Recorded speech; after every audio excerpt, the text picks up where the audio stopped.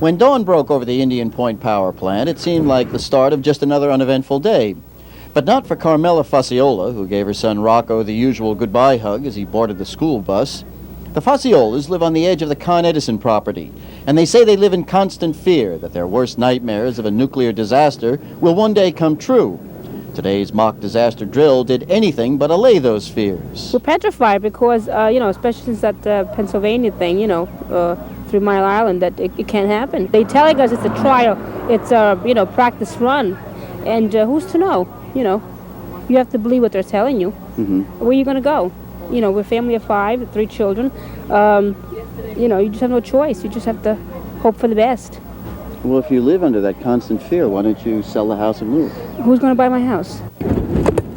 At just about the same time in White Plains, Westchester County Executive Al Del Bello walked into a special command center 3 floors beneath the county office building.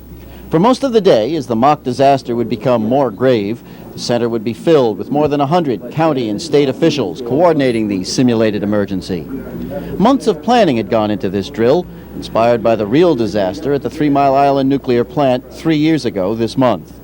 And today's coordinated performance in the top security command center would be evaluated by a team from the Federal Emergency Management Agency. But the drill was beset with problems even before it was called.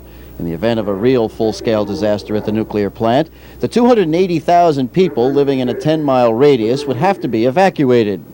The disaster plan calls for the use of 200 county-owned buses. But because the drivers are employed by a private contractor, there's some question about whether the drivers could be ordered into a danger zone to evacuate the people. Then, too, as the drill showed, many of the sirens didn't work when the alert was sounded about 10:15 this morning. And those that did work seemed muffled and inaudible to many residents. Across the Hudson River in Rockland County, most volunteer firemen who'd be pressed into emergency service if a real disaster occurred boycotted the drill. Volunteer firemen like Vincent Hewitt of Stony Point say they weren't even told of the drill by their superior officers. As a result, most firehouses in Rockland County were locked and unoccupied during the height of the simulated disaster just a few miles away.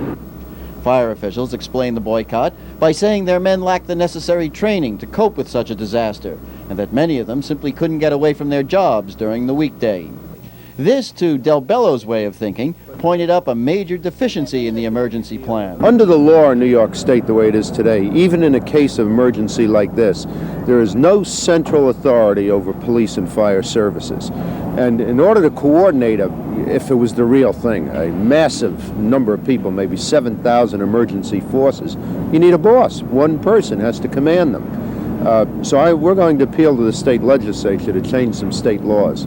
The fact that there's a need for this kind of a disaster drill has filled a lot of the residents who live in the vicinity of the nuclear power plant with a sense of ominous foreboding. But you can't really blame them, because these people are more keenly aware than most of us that it was just 1 week after a similar mock disaster drill at the Ginna nuclear power plant outside of Rochester that the real thing happened. In Indian Point, this is Anthony Prisendorf, Channel 5 News.